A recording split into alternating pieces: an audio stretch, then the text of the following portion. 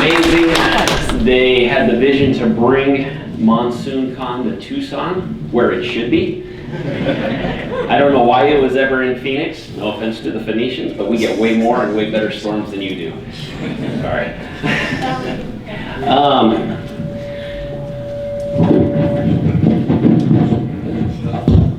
Is it the phone?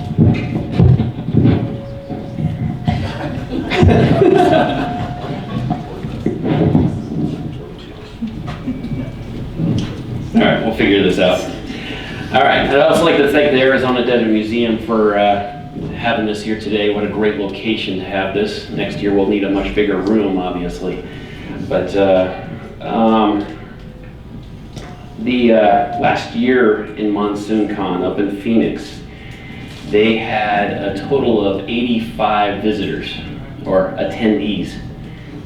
Today I think we're hitting 140, and we probably would have been pushing closer to 200. So this is just more proof that this is where MonsoonCon belongs, and I hope it'll be here for many years to come. I also can't wait to hear from other speakers. Emily, amazing, she really knows her stuff. John Serlin, John Hens, and Jeremy Perez. These guys really know their stuff.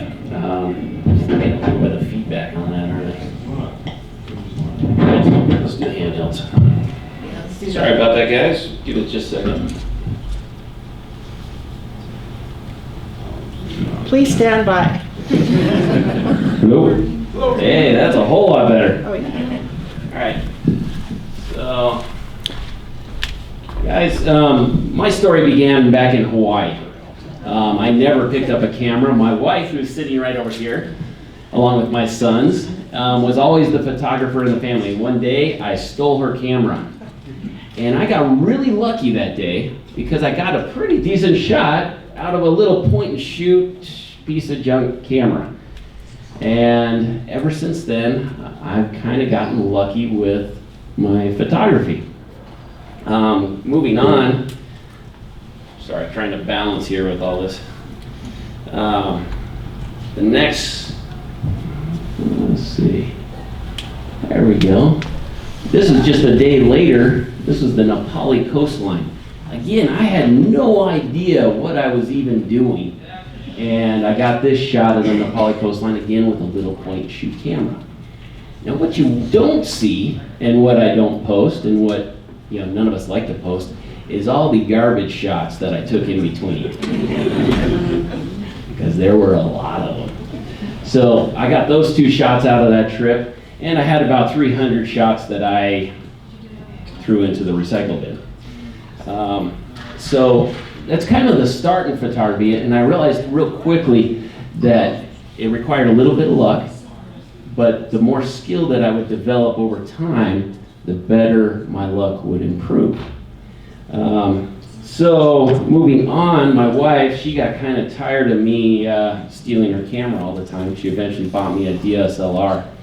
And the next year, I caught one of the most beautiful sunsets I have ever seen. Actually, this is the most beautiful sunset I've ever seen. I was shooting on my little DSLR, brand new, this little Nikon D50. This was back in 2005. And again, I had no idea what I was doing. I shot this thing on auto. But I got the shot. I had to rely on a lot more luck back then. Fortunately, I kind of worked on my skill a little bit, and things have improved since then. But, let's go on. I then kept going. I considered this a lucky shot because I stood on this cliff by myself. Who's been to Horseshoe Bend recently? Yeah, I went there this last year and joined about 1,000 other people on the edge. When I shot this back in 2005, I was the only one. So I got lucky again. My luck continues kind of throughout life. I was up in Sedona just this last year. My friend Paul Verdugo, if you don't follow him, you should, along with all the other people that I've mentioned so far. But make sure you follow him on social media. But Paul Verdugo and I ran up to Sedona and caught some snow, and it actually snowed while we were there. So my luck continued. So throughout my life, I'm continuing to get kind of lucky. I'm very lucky to have a beautiful wife who supports me in everything I do, and some kids that will join me on adventures. My wife even makes me take pictures of them every once in a while. And that way I can justify more lenses. So my luck continued as I learned how to shoot storms. Okay? Storms are one of the hardest things to shoot. They're unpredictable, especially lightning. And that's what we're going to talk about today. Every storm shot, every lightning shot out there is going to rely on a little bit of luck. But how do we increase that luck? Sorry, I'm having a little trouble balancing the multitude of stuff here. Do you want help? Actually, you can just... Yeah, there we go. Let's go with that. Now I can actually look at my notes. Because I'm old, my memory just doesn't serve me nearly as well. All right. Now, I've been told that I am very lucky when it comes to storms. And I would agree. I am. But part of the thing that a lot of people don't see is all the failures. And that, to me, is the most important part of storm photography. Actually, it's probably the most important part of a lot of things in life. But storm photography especially, if you're not failing, you're not going to get better. You're just not. And you're not going to learn. Recently, and I don't think he's made it here yet, but John Serlin and I, we took off and we went out of town on my very first tornado chase. Okay? I finally made it out to the plains. I've only been trying to do that for the last 4 or 5 years. And my wonderful wife gave me permission to go chase tornadoes. And I went with one of the best in the business, John Serlin. And you're going to hear from him later. He is awesome. He knows his stuff better than anybody I know. John and I went out along with another friend of ours, Danilo, and we failed epically. There was no win whatsoever. John got us on the best position of every storm we saw, and every storm fizzled into nothing. I came back from that storm with a few pictures of white sands. But, you know, I look at it, and again, I have to look at it again and again like this, is every time I fail, it's that much closer to me getting lucky again. And it works. If you can let failure motivate you, you will do very well if you want to get into storm photography. Because if you're going to get into storm photography, or if you're already in it, you already know that failing is happening all the time. Lori, how many times have you driven to New Mexico to get nothing? Yeah. This girl drives all over the country, I swear. She's out there on every storm. Let me get back to my notes real quick. All right. And, okay. Who here has photographed lightning? Try raise your hand. How long ago was your first photograph? Anybody been photographed? Those have been photographing at least a year. Raise your hands. Awesome. Photographed at least 5 years. Nice. 10 years. Okay, we got any that photographed for 20 years? Ooh, we got some long timers here. Who's photographed the longest for lightning? How long? What? 1972. Anybody beat that one? Wow, nice. Tell me real quick how you felt about getting that first lightning shot. Oh my gosh, it was so lucky, I can't believe I got it. Now, where was that at? It was in Casa Grande, 4th of July fireworks. Nice. The other direction was fireworks. Fireworks in one direction and lightning was in the other. Wow, 1972. Wow, that's awesome. Way to go. Tell me your name. Gary O'Brien. Gary O'Brien. All right, very good. Wow, that's impressive. All right, so I like what he said. He had a little bit of luck involved in it. All right. Going on, I keep losing my spot. I apologize. All right. Had a bit of luck. Go ahead and move forward a couple. These are just a few of my lucky shots over the last few years. But I want to show you my first. Oh, that one was a good one. Let me back up for just a second. This one, last year I did a storm workshop. And storm workshops are very nerve-wracking, especially if there's no storms on the docket. So obviously we schedule this thing way ahead of time. And then when everybody shows up into town, we have 2 days of no storms predicted. It was not good. We spent a lot of time shooting Milky Way for the first little bit. But then the storms actually did produce. And this was one of our very first shots. And man, was it awesome. Had to rely on a little bit of luck again, I guess. No, but that was a great, this was out in Wilcox. Now, and you know what, speaking of luck, my friend Sparky, who's here, he got the exact same, well, not the exact same shot, but the exact same lightning bolt as this one day. One of the funnest things about storm photography is everything is different.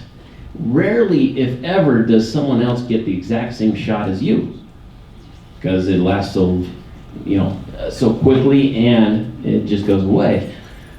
But my friend Sparky, we joke about this one because he got the exact same lightning bolt that same night.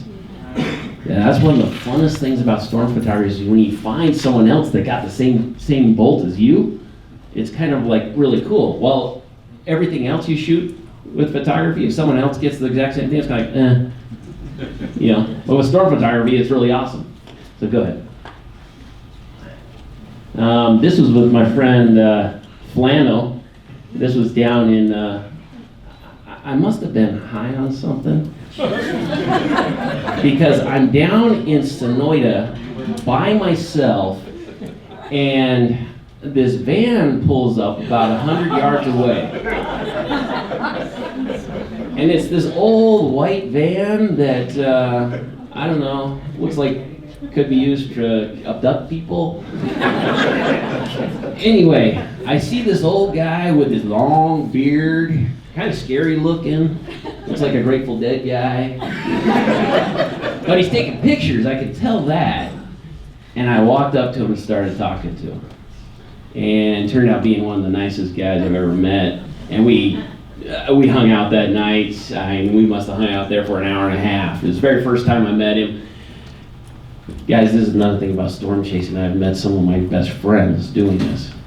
Out in the field, just hanging out. It's a blast. So if you like doing it, or make sure that you make friends. There are multiple advantages to having friends out there. Go ahead, next one. And this was with my friend Sean Parker, one of my favorite shots last year. Go ahead.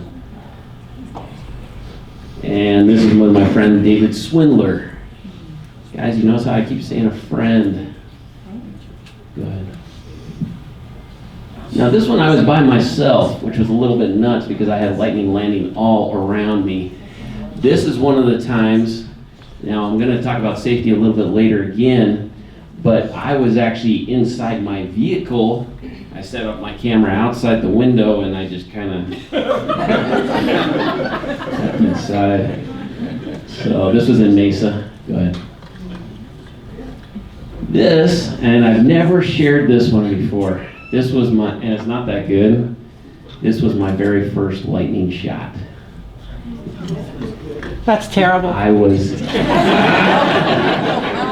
let me tell you, I was doing the little happy dance. I was out there. I was like, yes, I finally got a lightning shot. I'd only been trying for like 3 years. This was back in 2009, July of 2009.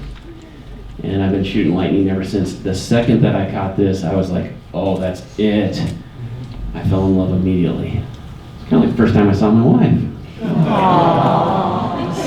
I gotta go for brownie points here. The more brownie points I get, the more I can go storm chasing. Go ahead. This was the next year. This was my second lightning shot, and this was the one that really, really hooked me. After this, now the unfortunate thing was back then, is I knew nobody that was taking pictures of lightning. There was no MonsoonCon. I couldn't even find any YouTube videos. I'm not even sure if I knew how to use YouTube at the time. But you guys are so lucky. There are so many resources right now for you to learn how to shoot storms. Anything you want to do is on YouTube, you can learn, but I would actually suggest reaching out to friends. Again, did I say friends again? Okay. If you want to learn better than any other way, talk to your friends. Find other people that have similar interests, learn from them, and teach other ones. I spent a lot of time on the side of the road in, I don't know, Wilcox or Sonoyta, up in Casa Grande, talking to other friends about storm photography. And it's amazing what I've been able to gather from them versus a YouTube video, which is kind of boring. So much more fun standing next to a friend doing it. And my phone won't flip. There we go. I need to stop putting it down. Keep losing my spot. All right. Okay, guys, go ahead and go to the next one. I kept shooting, learning, trying to improve my photography. All right. I shoot waterfalls. I shoot people every once in a while. My wife makes me. I also shoot stars. Love stars. But my heart will always be the storms. The storms are just amazing. Just keep going. Yeah, they just, every time I catch a lightning bolt, even the smallest one, that little shot of adrenaline shoots through. And it's just awesome. The other thing I'm always kind of looking for is different spots to shoot from. Guys, most of the time when I'm out shooting, I'm shooting with a friend, and I'm trying to find, and anytime I fail, I'm always trying to find new spots to shoot from. Actually, back that one up real quick. Okay, so good friend of mine, he's not able to be here today, is Michael Binsky, and you guys might have heard his name. He's only just really famous. I used to give him the hardest time because he would run down here from Phoenix all the time, drive all over the state. He spent hours and hours driving. I shot this one from my roof. So I always like to give him a hard time. Yeah, you're a storm chaser. I'm a storm waiter. It's way better. Go ahead. Yeah, this one isn't too far from my yard. This one's just down the street a little bit. Some of you might recognize the area. It's Old Spanish Trail overlooking Squirrel National Park. And also we got the dust storms. Now, for the dust storms, yes, us Tucsonans have to travel up to Phoenix, because we don't get dust storms here. They start up in north of Tucson and move up. Then go to the next one. One of my favorite stories of all is this one right here. Okay, this is a dust storm, middle of a dust storm. Now, me and Sean Parker, us two Tucsonans, met up with, it's probably about 4 or 5 guys from Phoenix up in just around Picacho Peak. And Sean and I had said, hey, we'll just follow them.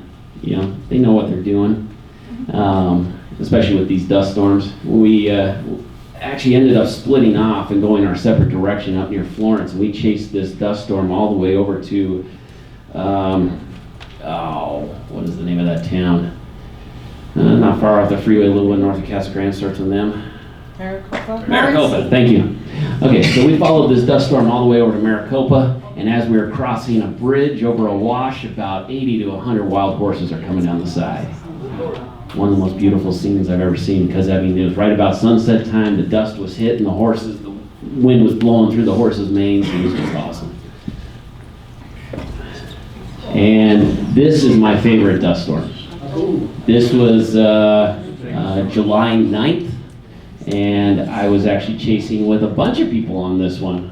We all met up out there. I followed this one from Casa Grande all the way out to Yuma. And this was right about 20 miles this side of Yuma when I caught this pano right at sunset of the Haboob. But it was kind of fun because it was one of the few times where I could stand right in the middle of I-8 and take a picture. Because very few cars were coming through. I was actually surprised that there were a few that made it through. There must have been kind of a low spot in the dust or something. Because most cars, there was a period of time where there was no cars except us storm chasers on I-8 going that direction. Probably about 20, 30 minutes. So, so go ahead and go to the next one. Photographing storms, it's a little bit like dating. And I have to be careful now what I say next because my wife is in the room. But it's a little bit like dating. And the first thing you see is that it seems like, if you follow social media, it seems like everyone is really good at it, but they probably aren't. That's just what they post. So what you find is that, like a beautiful storm comes along and it kind of catches your eye. And you grab your gear, put on deodorant, and you go out to try and make your first move. And, you're starting out, you don't know what to do, you're nervous. Lightning strikes, click, no, too slow. Strikes again, no, point in the wrong direction. Again and again, point, click, no. Anybody that started out in trying to photograph lightning, it's kind of gone this way. And I remember for years I did this. I'm standing out there with my camera, trying to click. No, my reflexes just were not fast enough. So it's a constant case of rejection. So I got smart, bought a tripod, got a haircut, started working out. And then a big wind comes and blows it all over. And I still didn't get the shot. Spend some money, get a car, buy a lightning trigger, but I bought the cheap one, so it doesn't work. And it's not much better than my finger. I still don't get the shot. I've got lots of blurry photos. I get rained on, fail and fail again. But finally, that date goes well, and I get the shot. And wow, what a moment when you get that first shot. Gary, right? What a moment when you get that first shot. 1972, I bet you remember it like it's yesterday. How do you remember that first shot? I remember dancing in the rain. I remember it like my first kiss.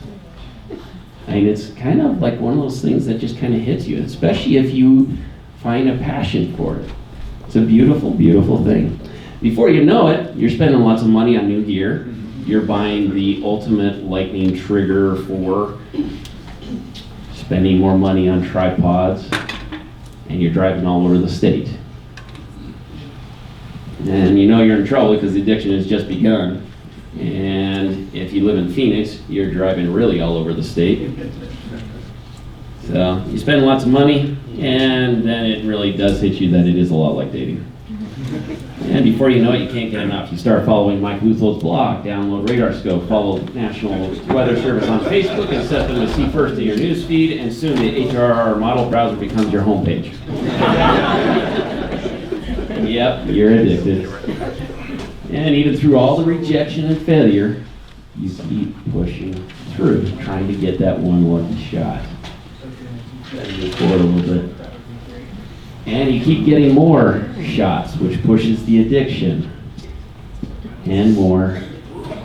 That's one of my favorite ones. This one, let's talk about safety for a minute. This one was a little close. I remember the chill down my spine as I pushed through the adrenaline rush of this one. But I was standing underneath the balcony on this one. As if that helps. And every once in a while you get really lucky. This was my ultimate lucky shot. Properly named. So this one was a good day for me. Next one. And safety. How far is safe enough to be away from a storm? I think they have a record of a lightning strike starting in Phoenix and landing in Tucson. Okay? Guys, if you really want to be safe, don't do this. Is there any other way to put it? Okay. But if you're crazy enough to do it, just try to take a few extra precautions. Really, again, go with a friend. I think I've mentioned that a few times. Get to know the radar, get to understand storms. Find someone that really knows what they're doing and go with them.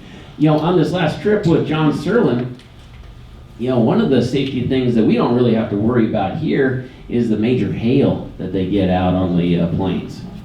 And I didn't realize that. I was really glad I was with him. My car would probably be all dented up. So little things like that. Go with someone that knows their stuff. All right, and just be safe. All right, guys, let's get a little more into the meat of, you know, taking pictures. You want to start off with a little bit of gear, a little bit of knowledge, a little bit of effort.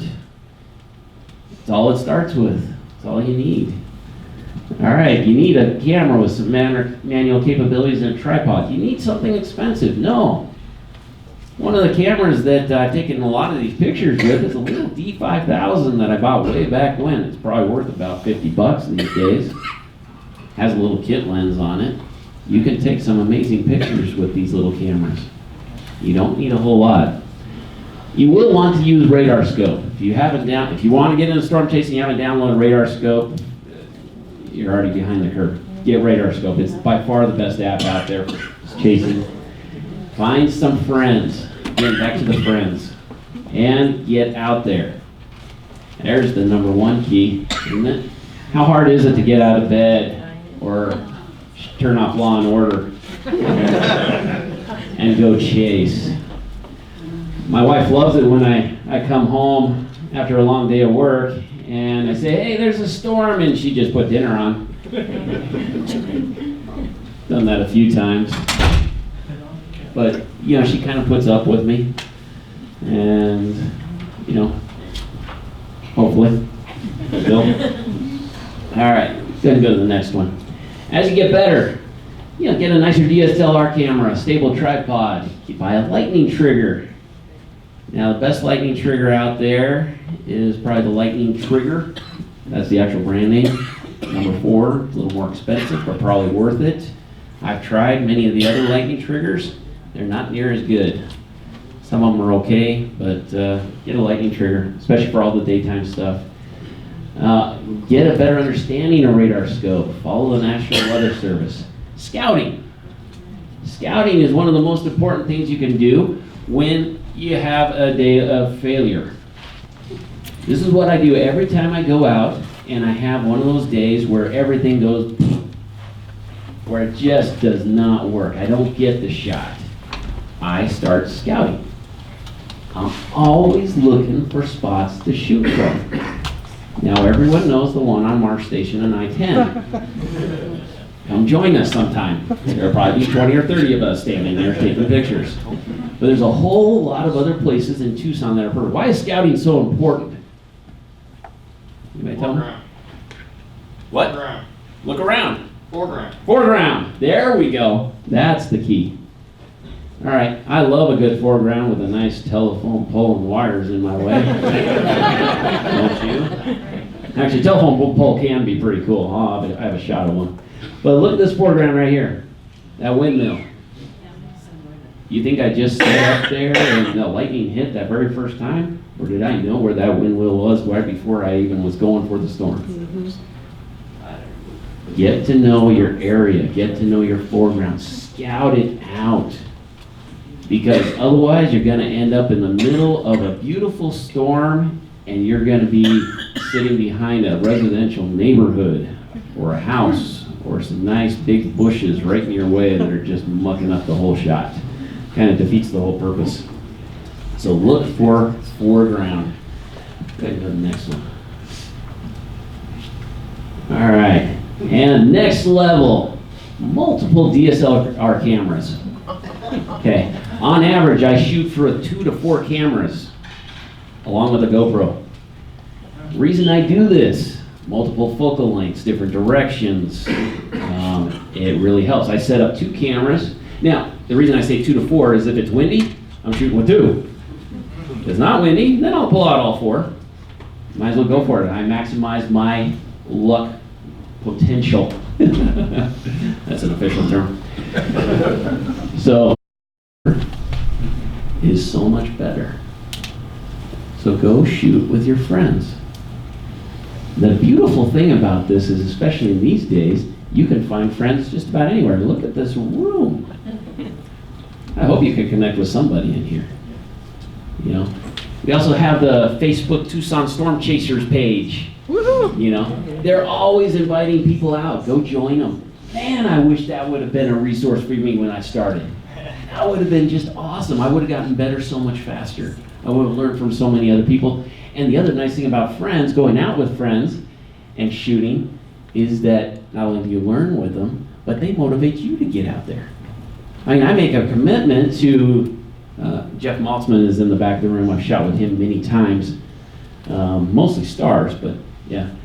And, you know, there's been so many times where I probably wouldn't have gone if I hadn't committed to Jeff that I was going to go. So they get you out there as well. They motivate you. In addition, plus he's a doctor, so that's kind of nice to have.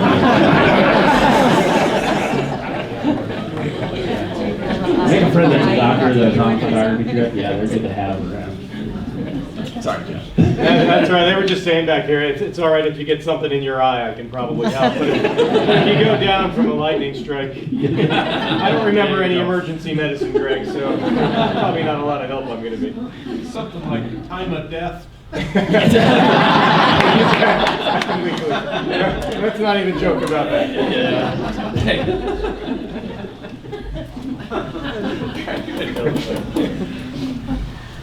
Oh, wait a minute, back up just a second. Okay, final thing on this, on your list of gear, knowledge, effort. Okay, most important thing you can have while storm chasing is a good playlist. Okay, set up your playlist. Okay, and make sure that Thunderstruck by AC/DC is on there. And just in case you run into a dust storm, Metallica's Little Sandman works pretty well. Let's go ahead and go next. Okay, locations and scouting. All right, guys, I have a slight advantage, and I'm going to make a plug right here real quick, in that I am a realtor. So as my job, I drive around all day, showing houses and doing that stuff. Any of you would like to buy or sell a house, I'm here. That'll be my only plug, I promise. Maybe. So one of my advantages is when I'm driving around with clients, you know what I'm looking for? I'm looking for spots to shoot from. I'm looking for compositions. Yeah, I'm talking about real estate, but my mind's like, ooh, hey, that's a good spot to shoot from. Hey, I just sold you this house. It has a really nice view of the city. You mind if I come by some night and take pictures from your backyard? I've done that one. Actually, a friend of mine, he just recently bought a house, and he loves chasing storms too. And one of the reasons he wanted that house was because the lot faced the backside of the Bush Ridge. And he was just like, hey, and he invited me over. He said, come on over anytime. We'll sit in the backyard, have a barbecue, and shoot storms from there. I'm like, yes. I need more clients like him. All right, next. Oh, how are we doing on time? Sorry. We're good. Okay. All right, camera settings. Everybody asked me this question. Okay, what are the camera settings? What should we set it at? It depends. All right, totally depends. But I'm just going to start this. Now, during the daytime and nighttime are completely different stories. So we've got two different slides for it. So daytime, this is just a good place to start. It depends. Underline that it depends. Okay, aperture priorities. Usually what I shoot on, I shoot between f8 and f11.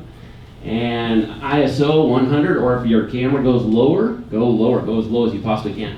Where is this? This picture, this is down in Sonoita. One of my favorite places to shoot. Yeah, Sonoita is fantastic, and lots of good, like little places, hills that you can get up on to shoot from. Sonoita is awesome. The other thing for daytime, I highly suggest a lightning trigger. Now, will lightning triggers always work perfectly? No. Okay, so that's why I shoot with multiple. Another reason why I shoot with multiple is because I want 2 lightning triggers going, and I want 2 time lapses going in hopes of catching that lightning bolt in the middle of it. All right, just maximize my luck. All right, lightning triggers. There are multiple different types of lightning triggers. The only one that I can recommend is that lightning trigger 4. And price $339. That sounds $349, somewhere around there. Plus a discount. Yeah. Oh yes, if you go on the Tucson Storm Chasers Facebook page, they'll get you a little bit of a discount. So go do that. Go check it Chaser out. LB10. Yeah. So I got mine. Nice. So I've used the other lightning triggers. I've used AO triggers. I've used, I don't know, there's a couple other ones that I tried that were just junk. I mean, real garbage. And they just don't work. So nighttime, you do not want to use the lightning trigger. The second that I can reach, and there's kind of this space in between where the second I can reach at least 4-second exposures, that's when I pull the lightning trigger off, and then I'm just shooting continuous. That's how I run it. Now, once it gets dark enough, this is probably pretty close to where you're going to start for settings. You know, set it on manual. Don't set it on aperture prior or anything like that. Your meter will not work at night. Plus, what it sees is complete dark, and the second that lightning strike hits, it's going to change everything anyway. So you got to shoot on manual. F8, ISO 200, 15 seconds, and turn that long exposure noise reduction off. Why? It takes forever to process. It takes forever to process. If I'm doing a 15-second shot, it's got 15 seconds afterwards to process that thing. When is the lightning going to strike? While it's processing every time. That's when the big bolt will land. So turn off the long exposure noise reduction. Anything that long exposure noise reduction does in camera, you can do in post-processing after anyways. And I hope you're kind of, if you're starting to hit this level, that you're shooting in RAW and that you're learning Photoshop and Lightroom. Or on one is kind of like the latest one that seems to be gaining traction. Go ahead and switch to the next one. No matter what your settings or how much experience you have, this will happen. This is the ultimate blowout. Okay? Lightning is not consistent. One lightning bolt will be kind of dim, and you'll be like, oh, I need to, brighten it up. Boom! That's when the big one hits and blows everything out. Is that bad? You just can't do anything with it. As far as the picture goes, it kind of, You don't like that? That's pretty nice. Okay, now, guys, I highly recommend that you get used to using your camera, using it on manual. Learn it, as best you can. And because the very next shot, what's the next one, I quickly made some adjustments, and this is what I got. Okay? Fortunately, I was quick, because this happened literally seconds after that last one. Is that the Irvington power plant? That is Irvington Power Plant, that's correct. Yeah. So go ahead and go to the next one. Guys, the hard time to shoot, and my favorite time to shoot, is right as the sun is kind of going down. This is called golden hour. Okay? Golden hour is beautiful, beautiful light. It's also the hardest time to shoot storms. You're still kind of shooting with a lightning trigger at this point. And then go to the next one. This would be right at sunset. Also an awesome time to shoot. Also still using a lightning trigger. And then moving on to blue hour. Blue hour is that kind of 20, 30 minutes after sunset where the sky's still got some light in it. You might be able to hit 4 to 8 seconds on your exposure time. This is when I'm constantly changing my settings right during this period of time, especially if I'm shooting storms. I'm trying to make adjustments as it goes. Probably every 30 seconds to a minute, I got to make an adjustment. But this is one of my favorite times to catch lightning because there's still that little bit of light in the sky. And, okay, Flannel mentioned foreground. Guys, again, going back to scouting, I'm always looking for foregrounds. This shot would be pretty cool if the barn wasn't there, but with the barn, it's way, way better. Okay, that same goes with lightning. Now, lightning is one of the few things. Now, in photography, you will always hear about foreground. But with lightning, lightning can actually stand by itself pretty good. It's one of the few things that really can. But a good foreground can always help. It'll never hurt.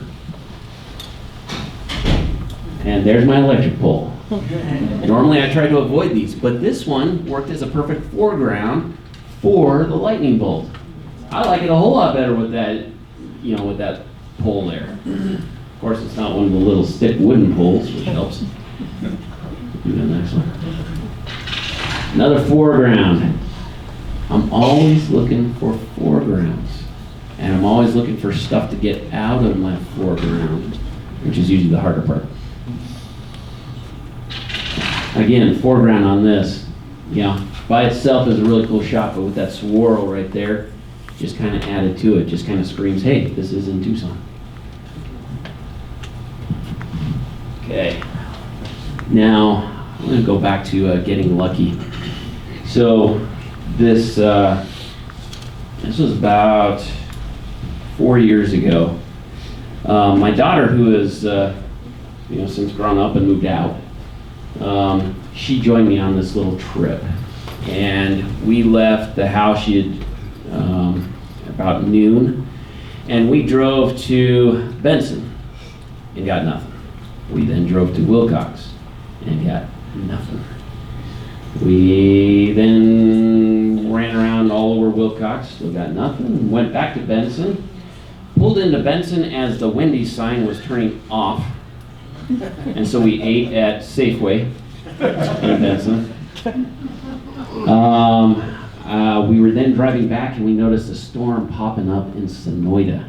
So this was 10 o'clock at night that we were in Benson. That's when Wendy's closes there, apparently. So we ran down to Sonoita. The storm looked awesome in Sonoita. And we got down to Sonoita and we set up and we're taking pictures. And everything is turning out just white. I'm like, what is wrong with my camera?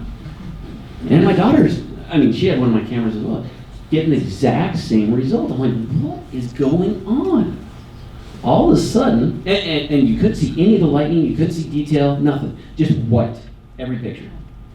All of a sudden, this big old fog bank hits us.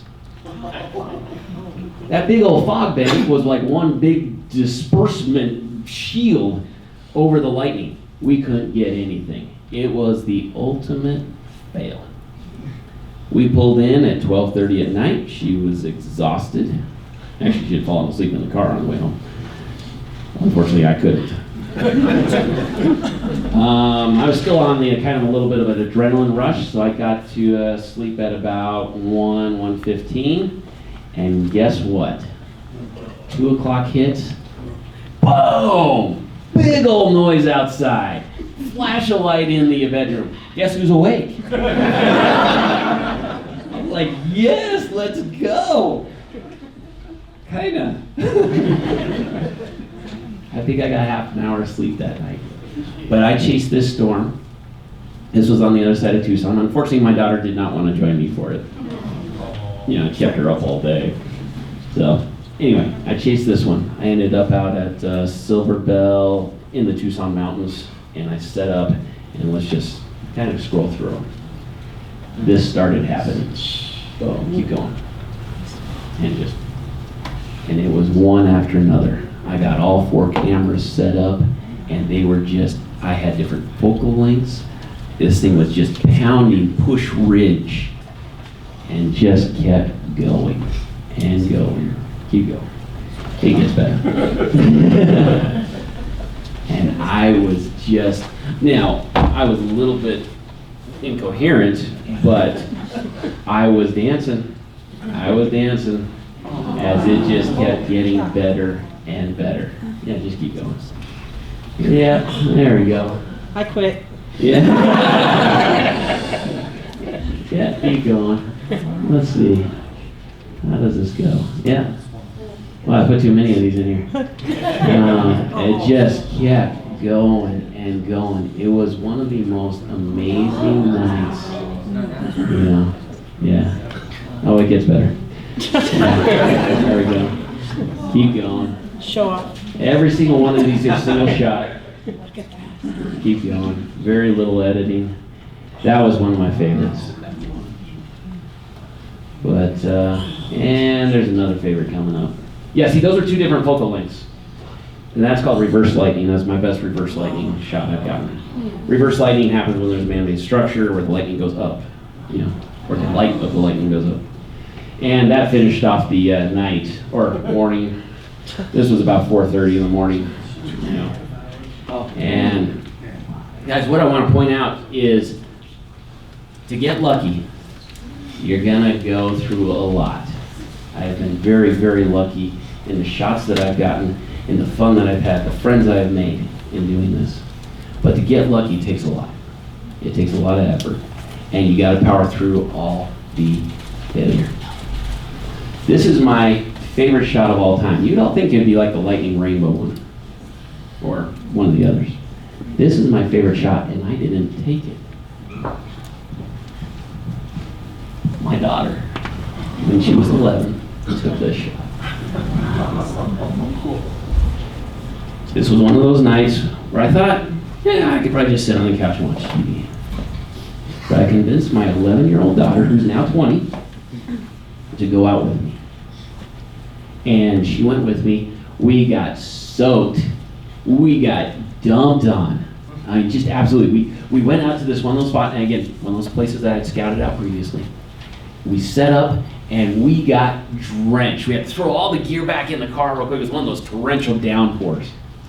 And we threw everything back in the car real quick. We were sitting in the car laughing. Fortunately, I had a towel in the car so we could dry off the gear. And then, and then we just sat there. We just kind of waited. Let's just be patient because we could see the lightning. There was plenty of it. But the rain was just coming down too much. But then it slowed down just enough. And we jumped out of the car, got set up. I got this exact same shot, but you know what happened? I did the ultimate boo-boo. I kicked my tripod. Partially to the shot. Kind of makes it look a little bit blurry. Don't do that. Her shot turned out perfect. It was awesome. That shot made the news that night on all 3 channels. It's been on the book covers. It's been in magazines. It has been in calendars. So, pretty awesome moment to share with my 11-year-old daughter who's now grown and gone. So, guys, make friends. Share it with your family. It's an awesome, awesome experience. And here you have the perfect opportunity to make other friends to go out with. Join that Tucson Storm Chasers Facebook group. They invite you out. They're real friendly. Most of us. Most of them. So, thank you very much for allowing me to come here.